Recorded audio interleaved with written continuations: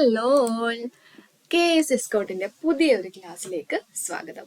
ഇന്ന് നമ്മൾ നോക്കാൻ പോകുന്നത് ജിയോഗ്രഫിയിലെ ഒരു സെക്ഷനാണ്. എല്ലാവരും കെ എസിന്റെ സിലബസ് ഒക്കെ കണ്ടിട്ടായിരിക്കുമല്ലോ ഇത് പഠിക്കാൻ വന്നിരിക്കുന്നത്. അപ്പൊ കെ എസിന്റെ സിലബസിലെ ജിയോഗ്രഫി എന്ന് പറയുന്ന സെക്ഷനില് ജിയോഗ്രഫിയെ തന്നെ 3 പാർട്ടായിട്ട് അവർ ഡിവൈഡ് ചെയ്തിട്ടാണ് കൊടുത്തിരിക്കുന്നത്. അതിലെ ആദ്യത്തെ ഒരു ഡിവിഷനാണ് ജനറൽ ജിയോഗ്രഫി എന്ന് പറയുന്നത്. സോ അതിനകത്തുള്ള ആദ്യത്തെ ടോപ്പിക്കാണ് സോളാർ സിസ്റ്റം. ഈ സോളാർ സിസ്റ്റം എന്ന് പറയുന്നത് 10th ലെവൽ പ്രിലിമിനറി എക്സാമിന്റെ അതുപോലെ 12th ലെവൽ പ്രിലിമിനറി എക്സാമിനൊക്കെ പഠിക്കാൻ വേണ്ടുന്ന ഇമ്പോർട്ടന്റ് ആയിട്ടുള്ള ഒരു സെക്ഷൻ തന്നെയാണ്. അതുകൊണ്ട് നമുക്ക് കെ എസ് എക്സാമിന് മാത്രമല്ല ഇത് PSC എക്സാമിനും ഉപകരിക്കും. ഓക്കെ, വളരെ ഇമ്പോർട്ടന്റ് ആയിട്ടുള്ള ഒരു സെക്ഷനാണ്. നമുക്ക് കുറച്ച് കാര്യങ്ങളൊന്നും മനസ്സിലാക്കിയിരുന്നാൽ നമുക്ക് പെട്ടെന്ന് മാർക്ക് സ്കോർ ചെയ്യാൻ പറ്റുന്ന ഒരു ചാപ്റ്റർ ആണ് ഈ ഒരു സോളാർ സിസ്റ്റം എന്ന് പറയുന്നത്. സോ ഇതിന്റെ ക്ലാസ്സസ് നമ്മുടെ ജിയോഗ്രഫി എന്ന് പറയുന്ന പ്ലേലിസ്റ്റിലായിരിക്കും നിങ്ങൾക്ക് അവൈലബിൾ ആയിട്ടുള്ളത്.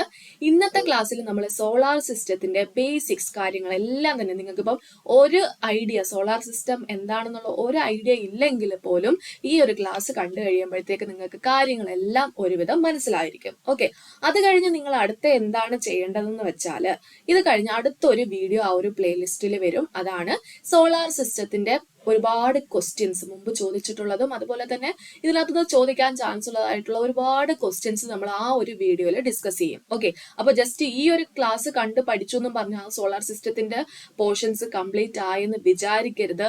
ആ ഒരു രണ്ടാമത്തെ പാർട്ടും കൂടെ കണ്ട് മനസ്സിലാക്കി നല്ലതുപോലെ പഠിച്ചാൽ മാത്രമേ നമുക്ക് ആ ഒരു സോളാർ സിസ്റ്റത്തിൽ നിന്ന് ഏതൊരു ക്വസ്റ്റ്യൻ വന്നാലും അറ്റൻഡ് ചെയ്യാനായിട്ട് സാധിക്കുള്ളൂ കേട്ടോ. അപ്പം ആദ്യമായിട്ടാണ് നമ്മുടെ ചാനൽ കാണുന്നതെങ്കിൽ സബ്സ്ക്രൈബ് ചെയ്യാൻ മറക്കരുത്. അതുപോലെ തന്നെ ഈ ക്ലാസ്സസ് നിങ്ങളുടെ ഫ്രണ്ട്സ് ഒക്കെ പഠിക്കുന്നുണ്ടെങ്കിൽ അവർക്കൊക്കെ ഷെയർ ചെയ്ത് കൊടുക്കുക, അവർക്കൊക്കെ ഉപകരിക്കും. ഓക്കെ, സോ നമ്മളുടെ ക്ലാസ് സ്റ്റാർട്ട് ചെയ്യാം. അപ്പം എന്താണ് സോളാർ സിസ്റ്റം എന്ന് പറയുന്നത്? സോളാർ സിസ്റ്റം അറിയാലോ, സൗരയുധത്തിനെയാണ് എന്തെന്ന് പറയുന്നത്? സോളാർ സിസ്റ്റം എന്ന് പറയുന്നത്. നമ്മുടെ സൗരയുധത്തില് എന്തൊക്കെയാണുള്ളത്? എന്തൊക്കെയുണ്ട്? സണ്ണുണ്ട് അല്ലെ, സണ്ണുണ്ട്. അതുപോലെ 8 പ്ലാനറ്റുകളുണ്ട്. ഓക്കെ, 8 പ്ലാനറ്റുകളുണ്ട്, സണ്ണുണ്ട്. അതുപോലെ എന്താണ്, അവരുടെ സാറ്റലൈറ്റ്സ് ഉണ്ട്, ആസ്റ്ററോയിഡ്സ്, കോമെറ്റ്സ്, മെറ്റിയോർസ്, അതുപോലെ തന്നെ മറ്റു ചില ഡ്വാർഫ് പ്ലാനറ്റുകളും കുള്ളൻ ഗ്രഹങ്ങളും ഒക്കെ തന്നെ ഇവിടെ ഉണ്ട്, നമ്മുടെ സോളാർ സിസ്റ്റത്തിലുണ്ട്. സോ സോളാർ സിസ്റ്റം എന്ന് പറയുന്നത് ഇത് ഇത്രയും സണ്ണും 8 പ്ലാനറ്റുകളും അതിന്റെ സാറ്റലൈറ്റ്സും ആസ്റ്ററോയിഡ്സും കോമെറ്റ്സും മീറ്റിയോർസും ഡ്വാർഫ് പ്ലാനറ്റ്സും കൂടെ എല്ലാം കൂടെ ചേർന്നതിനെയാണ് എന്തെന്ന് പറയുന്നത്? സോളാർ സിസ്റ്റം അഥവാ സൗരയുധം എന്ന് പറയുന്നത്. ഓക്കെ, സൗരയുധത്തിന്റെ സെന്റർ എന്ന് പറയുന്നത്, സോളാർ സിസ്റ്റത്തിന്റെ സെന്റർ എന്ന് വിശേഷിപ്പിക്കുന്ന ആരെയാണ്? സൂര്യനെയാണ് കേട്ടോ. സൂര്യനെയാണ് സോളാർ സിസ്റ്റത്തിന്റെ സെന്റർ എന്ന് വിശേഷിപ്പിക്കുന്നത്. അതുപോലെ അതിന്റെ പ്ലാനറ്റ്സ് എന്ന് പറയുന്നത് സണ്ണിന് ചുറ്റിനും ഒരു എലിപ്റ്റിക്കൽ ആയിട്ടുള്ള ഒരു ഓർബിറ്റിലായിരിക്കും എന്ത് ചെയ്തുകൊണ്ടിരിക്കുന്നത്? മൂവ് ചെയ്തുകൊണ്ട് ഇരിക്കുന്നത്. ഓക്കെ, എലിപ്റ്റിക്കൽ ആയിട്ടുള്ള ഒരു ഓർബിറ്റിലായിരിക്കും എന്ത് ചെയ്തുകൊണ്ടിരിക്കുന്നത്? മൂവ് ചെയ്തുകൊണ്ട് ഇരിക്കുന്നത്. ഓക്കെ, എലിപ്റ്റിക്കൽ ഓർബിറ്റ് ഏതാണെന്നറിയാലോ? എന്താണ്? ഇങ്ങനെ ഒരു വേറൊരു ഷേപ്പ് വരുന്ന അതിനെയാണ് എന്തെന്ന് പറയുന്നത്? എലിപ്റ്റിക്കൽ ഓർബിറ്റ് എന്ന് പറയുന്നത്. ഓക്കെ, സോ ഈ സോളാർ സിസ്റ്റത്തിന്റെ കുറച്ച് ഫാക്ടുകൾ നോക്കുകയാണെങ്കിൽ ആദ്യം നോക്കേണ്ടത് ഏറ്റവും അടുത്തുള്ള പ്ലാനറ്റ്, സൂര്യന് ഏറ്റവും അടുത്തുള്ള പ്ലാനറ്റ് എന്ന് പറയുന്നത് ഏതാണ്? മെർക്കുറിയാണ് കേട്ടോ. സൂര്യന് ഏറ്റവും അടുത്തുള്ള പ്ലാനറ്റ് ഏതാണ്? മെർക്കുറിയാണ്. സൂര്യനിൽ നിന്നും ഏറ്റവും ദൂരെയുള്ള, ഏറ്റവും ഫാർദസ്റ്റ് ആയിട്ടുള്ള പ്ലാനറ്റ് ഏതാണ്? നെപ്റ്റ്യൂൺ ആണ്. ഓക്കെ, സൂര്യന് ഏറ്റവും അടുത്തുള്ള പ്ലാനറ്റ് ഏതാണ്? മെർക്കുറിയാണ്. ഏറ്റവും ദൂരെയുള്ള ഏതാണ്? നെപ്റ്റ്യൂൺ ആണ്. ഓക്കെ, അപ്പൊ 10th ലെവൽ എക്സാംസിനൊക്കെ നമുക്ക് ഇങ്ങനെ ഒരു മെർക്കുറി എന്നൊക്കെ ആയിരിക്കത്തില്ല ക്വസ്റ്റ്യനിൽ വരുന്നത്. അതുകൊണ്ട് നിങ്ങൾ ആദ്യമേ എന്ത് ചെയ്യുക? ഈ പ്ലാനറ്റുകളുടെ മലയാളം പേരും ഇംഗ്ലീഷ് പേരും നല്ല രീതിക്ക് പഠിച്ചു വെച്ചിരിക്കുക. ഓക്കെ, അപ്പൊ ഞാൻ ഇതിനകത്ത് മെർക്കുറി എന്നും വീനസ് എന്നും എർത്ത് എന്നും മാർസ് എന്നും ഒക്കെ പറയുമ്പോൾ നിങ്ങൾ ചിന്തിക്കേണ്ടത് മലയാളം പേരും കൂടെ ഓർത്ത് വെച്ചിരിക്കണം. എങ്കിൽ മാത്രമേ നമുക്ക് ആ ഒരു എക്സാമിനായാലും സ്കോർ ചെയ്യാനായിട്ട് സാധിക്കത്തുള്ളൂ. അപ്പൊ ഞാൻ പറയാം എന്തൊക്കെയാണ് പേരുകളൊന്നും നിങ്ങൾ ജസ്റ്റ് ഒന്ന് നോട്ട് ചെയ്ത് വെച്ചിരിക്കുക. ഓക്കെ, അങ്ങനെ കൺഫ്യൂഷൻ ഉള്ളവരും മാത്രം. ഇനിയിപ്പോ നിങ്ങൾക്ക് രണ്ടും അറിയാമെങ്കിൽ ജസ്റ്റ് കുഴപ്പമില്ല, ജസ്റ്റ് ഒന്ന് കേട്ടിരിക്കുക. ഓക്കെ, അപ്പം ഇനി അങ്ങോട്ട് പോകുമ്പോഴത്തേക്കും മെർക്കുറി എന്നും വീനസ് എന്നൊക്കെ പറയുമ്പോഴത്തേക്കും മലയാളത്തിൽ പഠിച്ചു വെച്ചിരിക്കുന്നവരാണെങ്കിൽ മനസ്സിലാകണമെങ്കിൽ, നല്ലതുപോലെ ക്ലിയർ ആകണമെങ്കിൽ ആ ഒരു പേരും കൂടെ മനസ്സിലാക്കിയിരിക്കണം. ഓക്കെ, അപ്പൊ മെർക്കുറിയുടെ മലയാളത്തിലുള്ള പേരെന്താണ്? മെർക്കുറി എന്ന് പറയുന്നത് ബുധനെയാണ് എന്തെന്ന് പറയുന്നത്? മെർക്കുറി എന്ന് പറയുന്നത്. ശുക്രനെയാണ് എന്തെന്ന് പറയുന്നത്? വീനസ് എന്ന് പറയുന്നത് കേട്ടോ. ശുക്രനെയാണ് വീനസ് എന്ന് പറയുന്നത്. ബുധനെയാണ് മെർക്കുറി എന്ന് പറയുന്നത്. ചൊവ്വയുടെ പേരാണ് മാർസ്. ഓക്കെ, മാർസിന്റെ പേരെന്താണ്? ചൊവ്വ എന്നാണ് മാർസിന്റെ പേര്. ജൂപ്പിറ്ററിന്റെ പേരെന്താണ്? വ്യാഴമാണ് കേട്ടോ. ജൂപ്പിറ്റർ എന്ന് പറയുന്നത് വ്യാഴമാണ്. അതുപോലെ തന്നെ എന്താണ്? സാറ്റേണിന് എന്താണ്? ശനി. ശനിയുടെ എസ് വെച്ച് ഓർക്കാലോ. സാറ്റേൺ ശനിയാണ് കേട്ടോ. സാറ്റേൺ ശനിയാണ്. അതുപോലെ യുറാനസ് എന്നും പറയും. നെപ്റ്റ്യൂൺ എന്നും പറയും. ഓക്കെ, അപ്പൊ ഈ പേരുകളിൽ കൺഫ്യൂഷൻ ഉള്ളവര് ജസ്റ്റ് ഒന്ന് നോട്ട് ചെയ്ത് വെച്ചിരുന്നിട്ട് ബാക്കി ക്ലാസ്സുകൾ കാണാം. ഓക്കെ, സോ നമ്മൾ പറഞ്ഞു എന്താ, സൂര്യൻ ഏറ്റവും അടുത്തുള്ളത് ഏതാണ്? മെർക്കുറി ആണ്. ഏറ്റവും ദൂരെ ഉള്ളത് എന്താണ്? നെപ്റ്റ്യൂൺ ആണ്. ഇനി പ്ലൂട്ടോ എന്ന് പറയുന്നത് എന്താണ്? ഡ്വാർഫ് പ്ലാനറ്റ് ആണ്. അതിനെ കുറച്ചു കാലം മുമ്പ് വരെ എന്തായിട്ടായിരുന്നു കൺസിഡർ ചെയ്തിരുന്നത്? 9ാമത്തെ പ്ലാനറ്റ് ആയിട്ടായിരുന്നു കൺസിഡർ ചെയ്തിരുന്നത്. എന്നാൽ കുറച്ചു കാലം മുമ്പ് അതിനെ അങ്ങ് എന്ത് ചെയ്യുന്നു? ആ ഒരു 9th പൊസിഷനിൽ നിന്ന് അങ്ങ് മാറ്റുന്നു.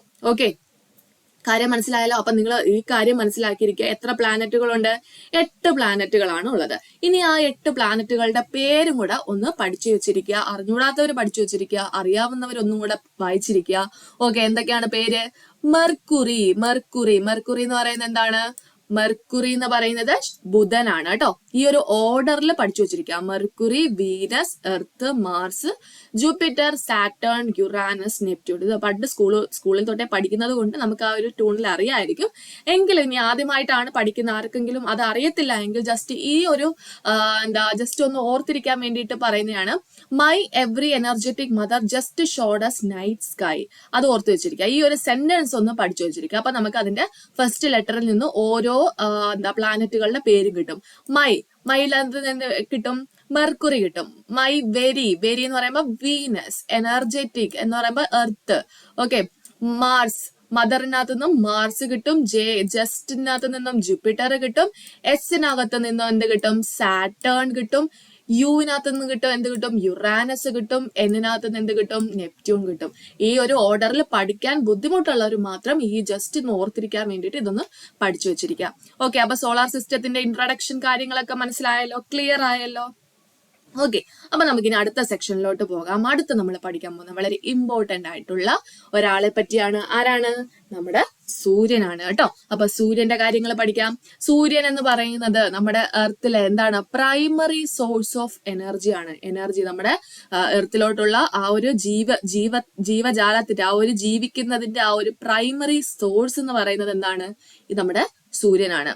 ഈ സൂര്യൻ എന്ന് പറയുന്നത് എർത്തിനടുത്തുള്ള, it is the closest star. എന്താണ്? എർത്തിന് അടുത്തുള്ള ഏറ്റവും അടുത്തുള്ള നക്ഷത്രം ഏതാണെന്ന് മുമ്പ് ചോദിച്ചിട്ടുണ്ടായിരുന്നു. എല്ലാവരും ഓടിപ്പോയി വേറെ ഏതെങ്കിലുമൊക്കെ നക്ഷത്രങ്ങൾ എന്ന് കുത്തിവെക്കും. നിങ്ങളുടെ വിചാരം എന്താണ്? സൺ ഒരു നക്ഷത്രമല്ല, സൺ എന്ന് പറയുന്നത് വേറൊരു സംഭവമാണ് എന്നുള്ള ഒരു ചിന്താഗതിയായിരിക്കും നമ്മൾ കുഞ്ഞിലെ തൊട്ടേ നമ്മളുടെ മനസ്സിലുള്ളത്. ബാക്കി നമ്മൾ ആകാശത്ത് കാണുന്ന ബാക്കിയെല്ലാം നക്ഷത്രങ്ങളാണ്. സൂര്യനും ചന്ദ്രനും ഒന്നും നക്ഷത്രം അല്ല എന്നുള്ള ഒരു മൈൻഡ് ആയിരിക്കും. പക്ഷെ മനസ്സിലാക്കിയിരിക്കുക, നമ്മുടെ ഭൂമിക്ക് അടുത്തുള്ള ഏറ്റവും അടുത്തുള്ള നക്ഷത്രം ഏതാണെന്ന് ചോദിച്ചാൽ അതിന്റെ ഉത്തരം ഏതാണ്? സൂര്യനാണ് കേട്ടോ. സൂര്യൻ ഒരു നക്ഷത്രമാണെന്ന് തന്നെ ഓർത്തിരിക്കുക. ഓക്കെ, നമ്മുടെ ഭൂമിയിൽ നിന്നും എർത്തിൽ നിന്നും എത്ര കിലോമീറ്റർ അകലെയാണ് സൂര്യൻ സ്ഥിതി ചെയ്യുന്നത്? 150 മില്യൺ കിലോമീറ്റർ ആണ് കേട്ടോ. മില്യണും ഒക്കെ അല്ല, ബില്യൺ ഒക്കെ ഓപ്ഷൻസിൽ വരും. 150 മില്യൺ കിലോമീറ്റർ ആണെന്ന് ഓർത്തിരിക്കുക. ഓക്കെ, സൂര്യനാണ് എർത്തിനടുത്തുള്ള ഏറ്റവും അടുത്തുള്ള ആ ഒരു നക്ഷത്രം എന്ന് പറയുന്നത്. എർത്തിൽ നിന്നും 150 മില്യൺ കിലോമീറ്റർ അകലെയാണ് ഉള്ളത്.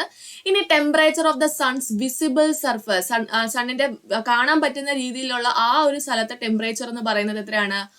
6000 ഡിഗ്രി സെൽഷ്യസ് ആണ്. വിസിബിൾ സർഫസിനാണ് ഫോട്ടോസ്ഫിയർ എന്ന് പറയുന്നത്. അതിന്റെയൊക്കെ കാര്യങ്ങൾ നമ്മൾ ഇനി വരുന്ന ക്ലാസ്സുകളിൽ പഠിക്കും. ഓക്കെ, ഇത് ജസ്റ്റ് നമുക്ക് ഒരു ഇൻട്രൊഡക്ഷൻ ക്ലാസ് ആണ്. ഇൻട്രൊഡക്ഷൻ ക്ലാസ്സിൽ നോക്കാം ആ ഒരു ഔട്ടർ സർഫസ് അല്ലെങ്കിൽ വിസിബിൾ സർഫസിലുള്ള ആ ഒരു ടെമ്പറേച്ചർ എന്ന് പറയുന്നത് എത്രയാണ്? 6000 ഡിഗ്രി സെൽഷ്യസ് ആണ്. പക്ഷേ നമുക്ക് കാണാൻ പറ്റുന്ന രീതിക്കുള്ളതിനാണ് ഫോട്ടോസ്ഫിയർ എന്ന് പറയുന്നത്. However the outer layer of the sun's atmosphere, സണ്ണിന്റെ അറ്റ്മോസ്ഫിയറിലെ ഏറ്റവും ഔട്ടർ ലെയർ ഏതാണ്? സണ്ണിന്റെ ഏറ്റവും ഔട്ടർ ലെയറിനെ നമുക്ക് പറയുന്ന പേര്, നമുക്ക് ഇപ്പൊ നല്ല പരിചയമുള്ള ഒരു പേരാണ്. എന്താണ്? കൊറോണ എന്നാണ് പറയുന്നത് കേട്ടോ.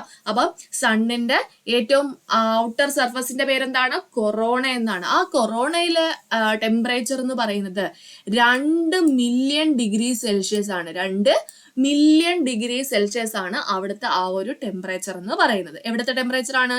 കൊറോണയിലെ ടെമ്പറേച്ചർ ആണ് കേട്ടോ, കൊറോണയിലെ ടെമ്പറേച്ചർ. ഇനി ഈ ഒരു സണ്ണിന്റെ അകത്ത് ഏറ്റവും അകത്തുള്ള ആ ഒരു പോർഷൻ ആണ് എന്തെന്ന്, ആ ഒരു സണ്ണിന്റെ സെന്ററിനെയാണ് എന്തെന്ന് പറയുന്നത്? കോർ എന്ന് പറയുന്നത്. കോർ എന്താണ്? അകക്കാമ്പ് എന്നാണ് പറയുന്നത് അല്ലെ.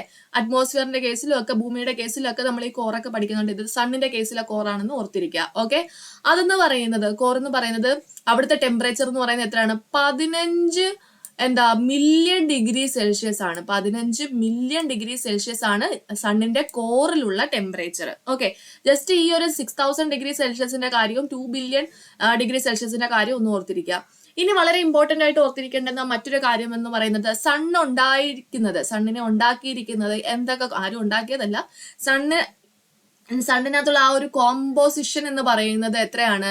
അതിനകത്ത് 73% എന്താണുള്ളത്? ഹൈഡ്രജൻ ആണുള്ളത്. 73% എന്താണുള്ളത്? ഹൈഡ്രജൻ ആണുള്ളത്. 25% എന്തുണ്ട്? ഹീലിയം ഉണ്ട്. ഓക്കെ, 73% എന്തുണ്ട്? ഹൈഡ്രജൻ ഉണ്ട്. ബാക്കി എത്രയാണ്? 25% ഹീലിയം ഉണ്ട്.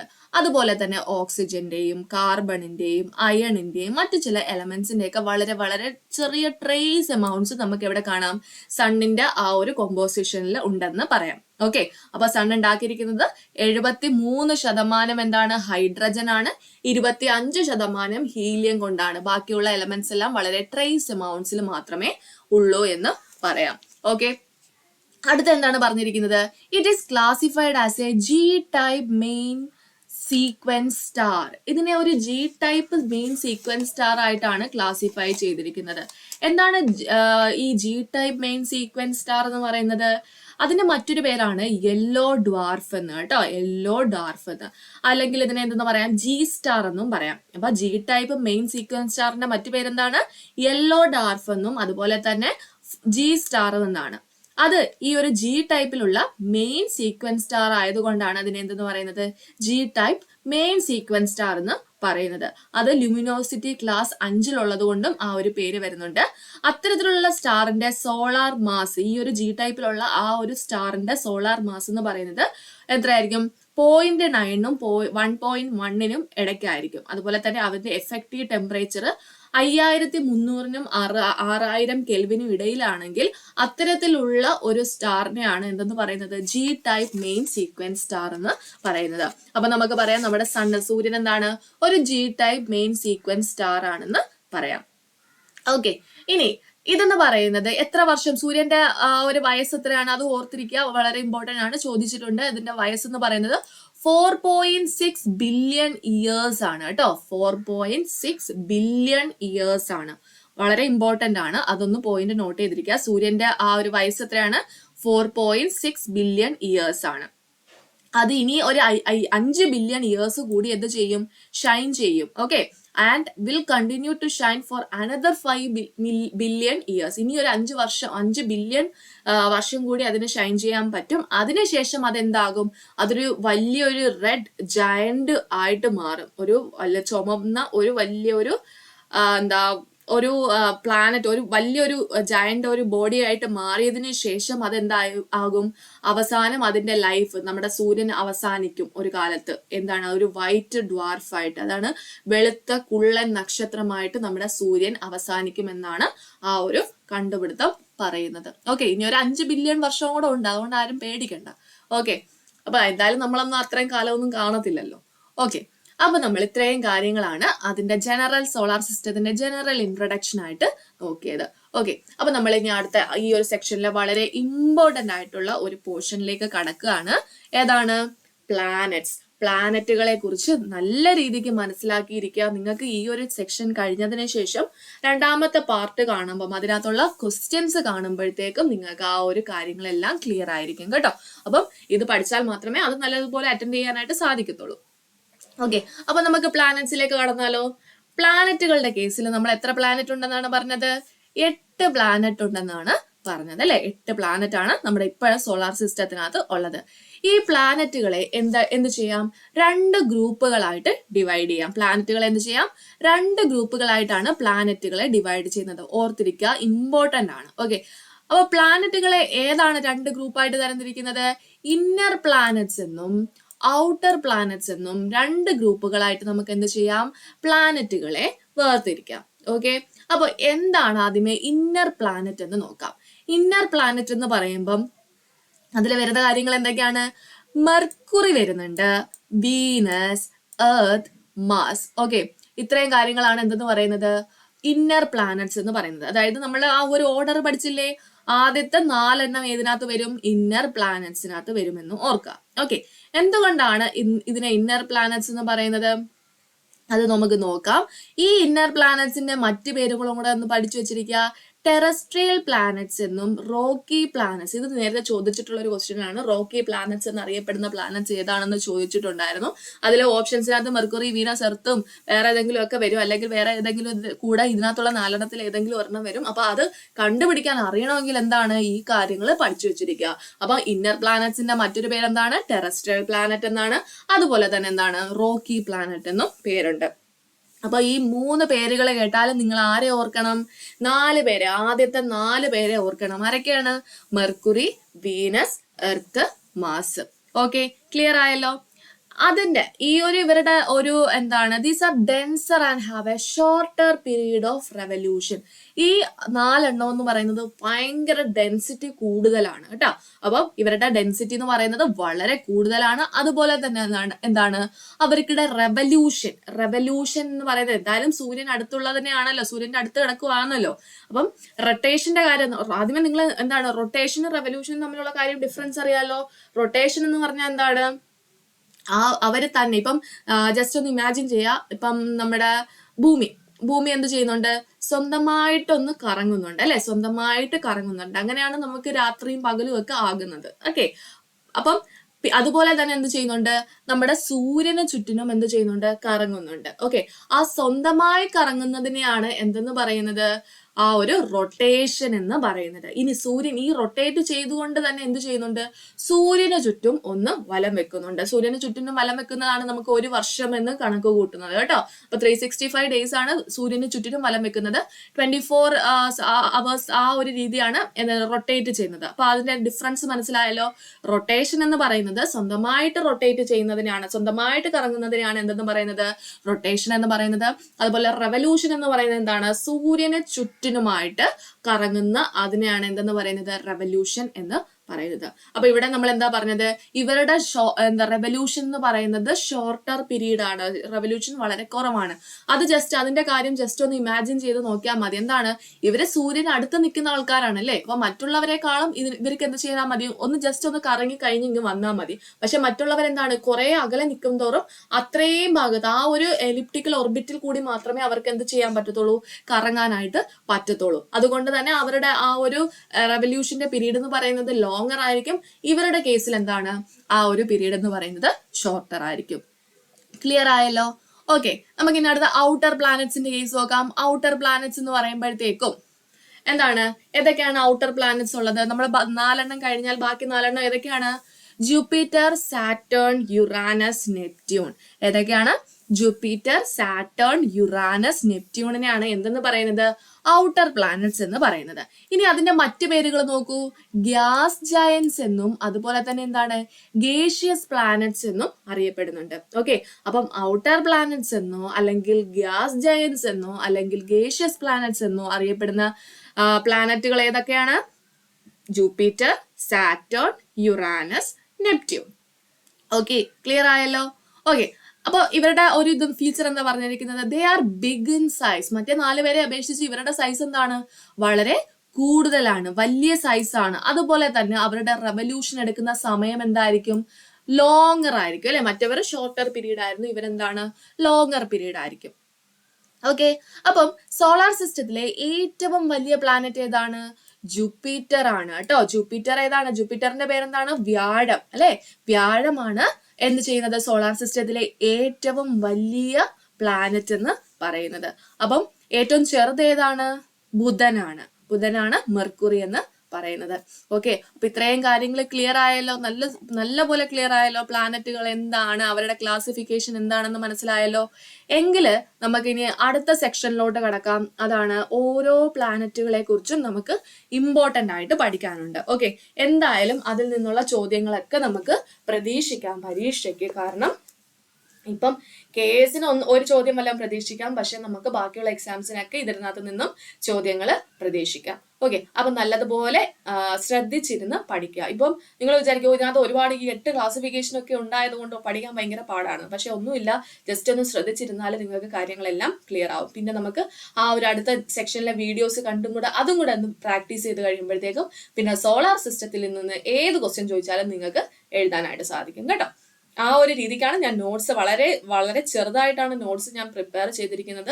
സാധാരണ ഒരു മീഡിയം ലെവലിലുള്ള ആൾക്കാർക്ക് പോലും പഠിക്കാൻ പറ്റുന്ന രീതിക്കാണ് നോട്ട്സ് പ്രിപ്പയർ ചെയ്തിരിക്കുന്നത്. ഓക്കെ, അപ്പോൾ ജസ്റ്റ് എല്ലാ കാര്യങ്ങളും വലിച്ചു വാരി പഠിക്കേണ്ട, അതെല്ലാം നമ്മൾ അഡീഷണൽ ആയിട്ട് ഇനി ഇതെല്ലാം കഴിഞ്ഞ് ചാപ്റ്റേഴ്സ് പോർഷൻസ് എല്ലാം കംപ്ലീറ്റ് ചെയ്ത് കഴിയുമ്പോൾ നമ്മുടെ റിവിഷൻ സെക്ഷൻ ഉണ്ടായിരിക്കും. ആ റിവിഷൻ സെക്ഷനിൽ ഇതിനൊത്തൊന്നും പെടാത്ത ഒരുപാട് ഇമ്പോർട്ടന്റ് ആയിട്ടുള്ള കാര്യങ്ങളെല്ലാം അന്ന് അവിടെ നമ്മൾ ഡിസ്കസ് ചെയ്യും. ഓക്കെ, ഇപ്പൊ നിങ്ങൾ ഇത്രയൊക്കെ, നിങ്ങളിപ്പോ ബിഗിനേഴ്സ് അല്ലേ, ഇതിന് പഠിച്ചു തുടങ്ങുന്നതല്ലേ ഉള്ളൂ.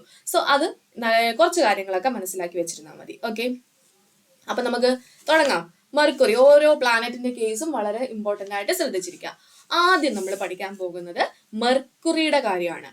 മെർക്കുറിയുടെ പേരെന്താണ്?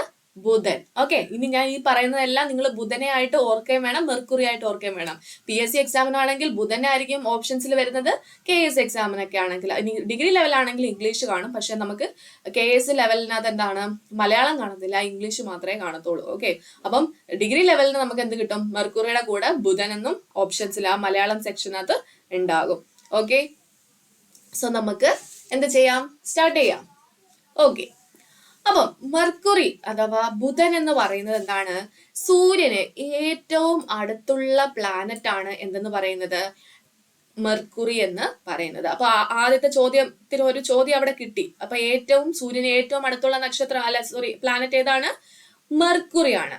ഓക്കെ, അതുപോലെ തന്നെ അതിന്റെ സണ്ണിന് ചുറ്റിനുമായിട്ട് പെട്ടെന്ന് അതിന്റെ ഓർബിറ്റ് എന്ന് പറയുന്നത് വളരെ ചെറിയ ഒരു ഓർബിറ്റ് ആണ്. ഇവിടെ ഒരു സൺ ഉണ്ടെങ്കിൽ എന്താണ്, വളരെ ചെറിയ ഒരു ഓർബിറ്റ് ആണ് അതിന് ഉള്ളത്. ജസ്റ്റ് ഒന്ന് ചുമ്മാ കറങ്ങിയിട്ട് റൊട്ടേറ്റ് ചെയ്ത് വരാനായിട്ട് സാധിക്കും. ഓക്കെ, അതുപോലെ തന്നെ ആ ഒരു മെർക്കുറിക്ക് എന്തില്ല? ഒരു സിഗ്നിഫിക്കന്റ് ആയിട്ടുള്ള അറ്റ്മോസ്ഫിയറും അവിടെ എക്സിസ്റ്റ് ചെയ്യുന്നില്ല. മെർക്കുറിയുടെ അവിടെ ഇല്ല, അറ്റ്മോസ്ഫിയർ ഒന്നും തന്നെ ഇല്ല. അതുപോലെ ഇതാണ് ഇമ്പോർട്ടന്റ് പോയിന്റ്. റൊട്ടേഷൻ പീരീഡ് എന്ന് പറയുന്നത് is longer than its orbital revolution period. റൊട്ടേഷനും റെവല്യൂഷനും അറിയാലോ.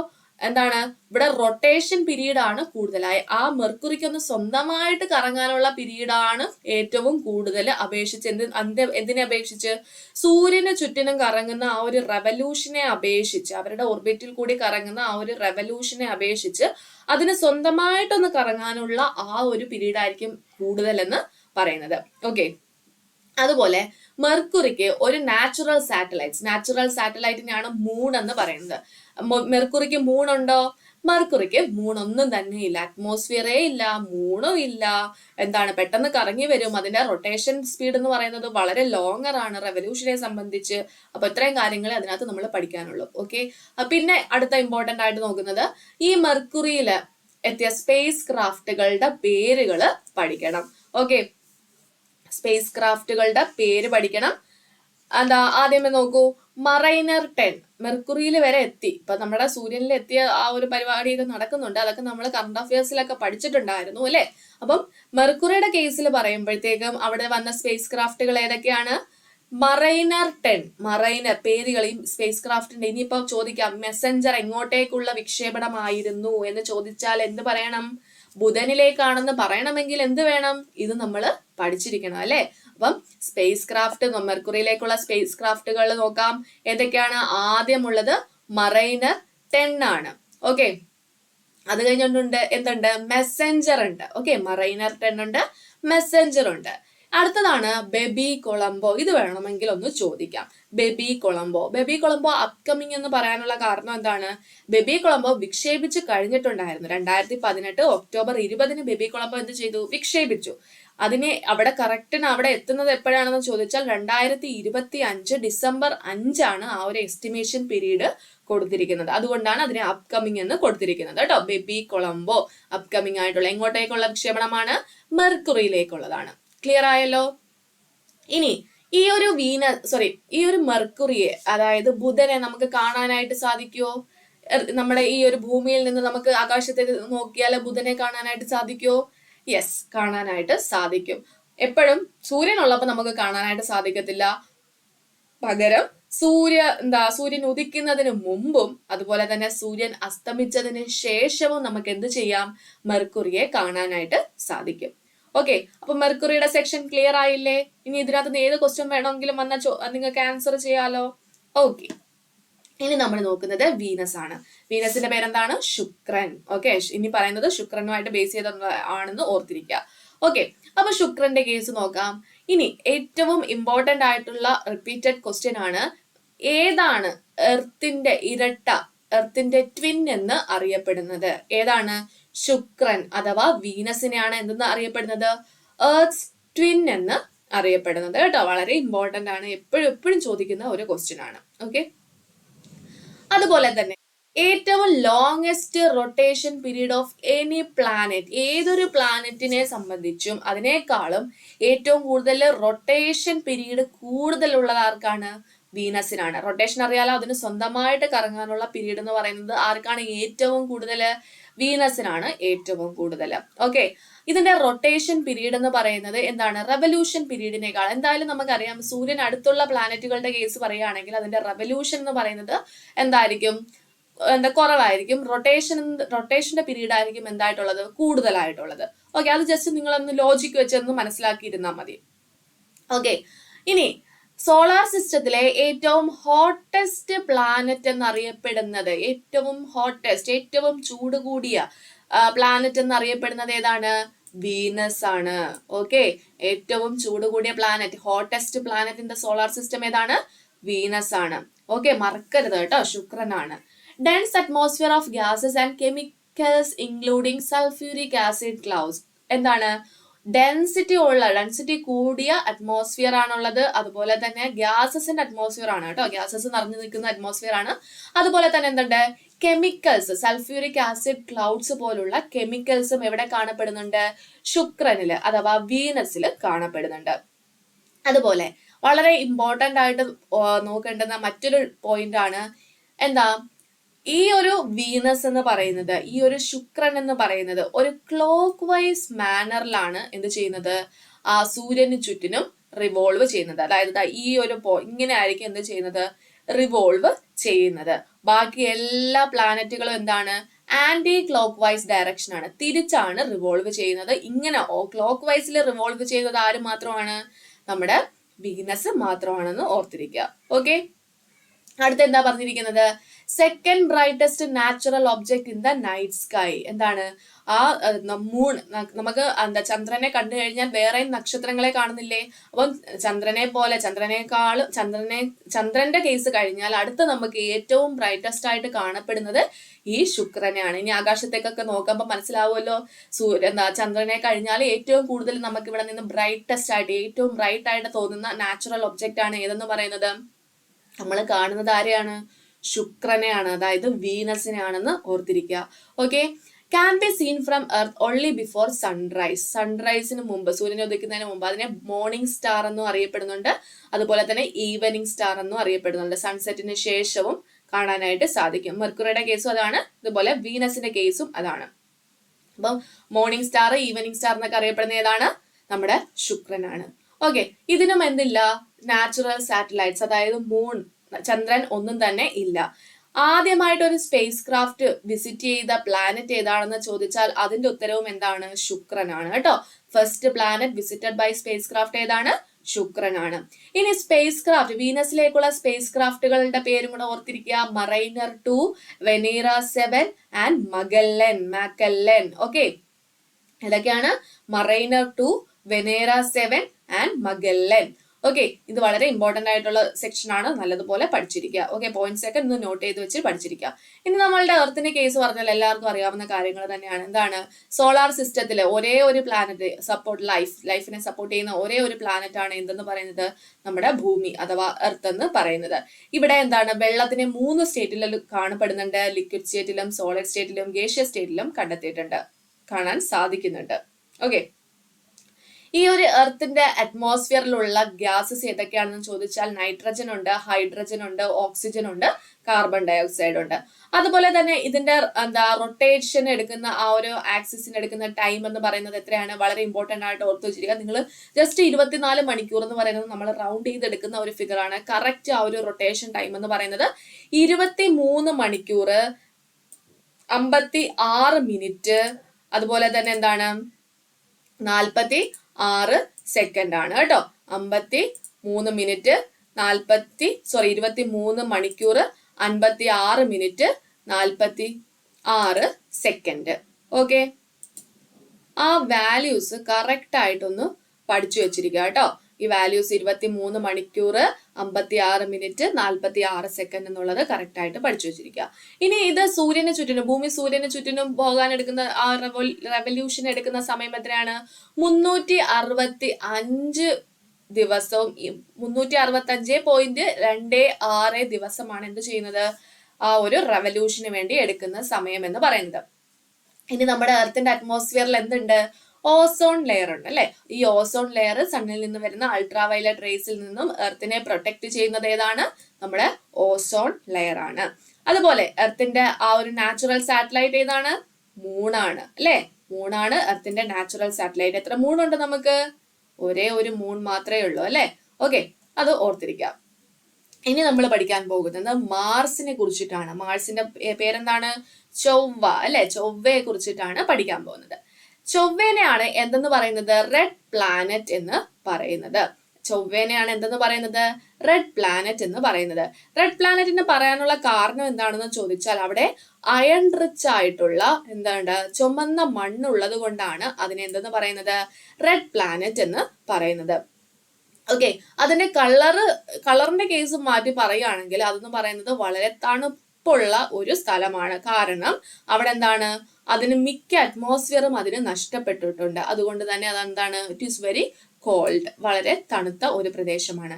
ഇനി വളരെ ഇമ്പോർട്ടന്റ് ആയിട്ട് ഇതിൽ നമുക്ക് നോക്കേണ്ടുന്ന ഒരു സംഭവമാണ്, ഈ ഒരു മാർസിന് എന്താണ്, 2 മൂണുകളാണ് ഉള്ളത്. 2 നാച്ചുറൽ സാറ്റലൈറ്റ്സ്. മൂണെന്ന് ഡയറക്റ്റ് ചിലപ്പോൾ ചോദിക്കത്തില്ല. നാച്ചുറൽ സാറ്റലൈറ്റ്സ് ഏതൊക്കെയാണ്, മാർസിന്റെ നാച്ചുറൽ സാറ്റലൈറ്റ്സ് ഏതൊക്കെയാണെന്ന് ചോദിച്ചാൽ പേരുകൾ ഓർത്തിരിക്കുക. എന്താണ്, ഫോബോസും ഡൈമോസും. ഓക്കെ, ഫോമോസും ഡൈമോസും ആണ് എന്ത്, മാർസിന്റെ 2 മൂണുകൾ അല്ലെങ്കിൽ നാച്ചുറൽ സാറ്റലൈറ്റ്സ് എന്ന് പറയുന്നത്, ഫോബോസും ഡൈമോസും. ഓക്കെ, ഇനി ഇതിനെന്തുണ്ട്, പോളാർ ഐസ് ക്യാപ്സ് കാണുന്നുണ്ട്. അതുപോലെ തന്നെ എന്താണ്, സബ് ടെറസ്ട്രിയൽ ലിക്വിഡ് വാട്ടർ. എന്താണ്, ആ ഒരു ടെറസ്ട്രിയൽ ആയിട്ടുള്ള അവിടെ ചൊവ്വയിൽ വെള്ളം കണ്ടെത്തിയിട്ടുണ്ടെന്നൊക്കെ കേട്ടിട്ടില്ലേ, അവിടെ എന്താണ് ലിക്വിഡ് വാട്ടറും അതുപോലെ തന്നെ polar ice caps. Polar ice caps എന്ന് പറഞ്ഞാൽ എന്താണ്, ധ്രുവീയ മഞ്ഞു പാളികൾ കണ്ടെത്തിയിട്ടുണ്ട്. അതുപോലെ തന്നെ വാട്ടറും കണ്ടെത്തിയിട്ടുണ്ട്. ഓക്കെ, അതുപോലെ തന്നെ has the largest non volcano, ഏറ്റവും വലിയ സോളാർ സിസ്റ്റത്തിലെ ഏറ്റവും വലിയ വോൾക്കാനോ കണ്ടെത്തിയിട്ടുണ്ട്. ഇത് വളരെ ഇമ്പോർട്ടന്റ് ആയിട്ട് പഠിച്ചിരിക്കേണ്ട പോയിന്റ് ആണ് കേട്ടോ. ഇത് ചോദിച്ചിട്ടുള്ള ക്വസ്റ്റ്യൻ ആണ്, ഡിഗ്രി ലെവൽ എക്സാമിന് പ്രീവിയസ് ഇയർ ചോദിച്ചിട്ടുള്ള ഒരു ക്വസ്റ്റ്യൻ ആണ്. എന്താണ്, സോളാർ സിസ്റ്റത്തിലെ ഏറ്റവും വലിയ വോൾക്കാനോയുടെ പേര് എന്താണ് മോൺസ് ഒളിമ്പസ് എന്നാണ് പേര്. ഏതാണ്, ലാർജസ്റ്റ് നോൺ വോൾക്കാനോ, ഏറ്റവും വലിയ, നമുക്ക് അറിയാവുന്നത് വെച്ച് ഏറ്റവും വലിയ വോൾക്കാനോ ആണ് എന്ത്, അഗ്നിപർവ്വതമാണ് എന്ത്, മോൺസ് ഒളിമ്പസ് എന്ന് പറയുന്നത്. ഈ മോൺസ് ഒളിമ്പസ് തന്നെയാണ് സെക്കൻഡ് ടോളസ്റ്റ് മൗണ്ടൻ. സോളാർ സിസ്റ്റത്തിലെ സെക്കൻഡ് ടോളസ്റ്റ് മൗണ്ടൻ എന്നറിയപ്പെടുന്നത് ഏതാണ്, മോൺസ് ഒളിമ്പസ് ആണ്. അപ്പം ഏറ്റവും ഫസ്റ്റ് ടോളസ്റ്റ് മൗണ്ടൻ, സോളാർ സിസ്റ്റത്തിലുള്ള ഫസ്റ്റ് ടോളസ്റ്റ് മൗണ്ടൻ ഏതാണ്, അത് എന്താ, റെസെൽവിയ പീക്ക് എന്ന് പറയുന്ന ഒരു പീക്ക് ആണ് കേട്ടോ. റെസൽവിയ പീക്ക്, RHEASILVIA, റെസൽവിയ പീക്ക്. അതിന്റെ ഹൈറ്റ് എന്ന് പറയുന്നത് 20 മുതൽ 25 കിലോമീറ്റർ ഹൈറ്റ് ആണുള്ളത്. അത് ഒരു ആസ്റ്ററോയിഡിലാണ്, വെസ്റ്റ് ആസ്റ്ററോയിഡിലാണ് അത് സ്ഥിതി ചെയ്യുന്നത്. അത് നമ്മൾ ആസ്ട്രോയിഡ് എന്തൊക്കെയാണ് ഈ ഒരു ചാപ്റ്ററിന്റെ ലാസ്റ്റ് സെക്ഷനിൽ നമ്മൾ പഠിക്കും. അപ്പൊ ഇത് ഓർത്ത് വെച്ചിരിക്കുക. മോൺസ് ഒളിമ്പസ് എന്ന് പറയുന്നത് എന്താണ്? ലാർജസ്റ്റ് നോൺ വോൾക്കാനോ ആണ്.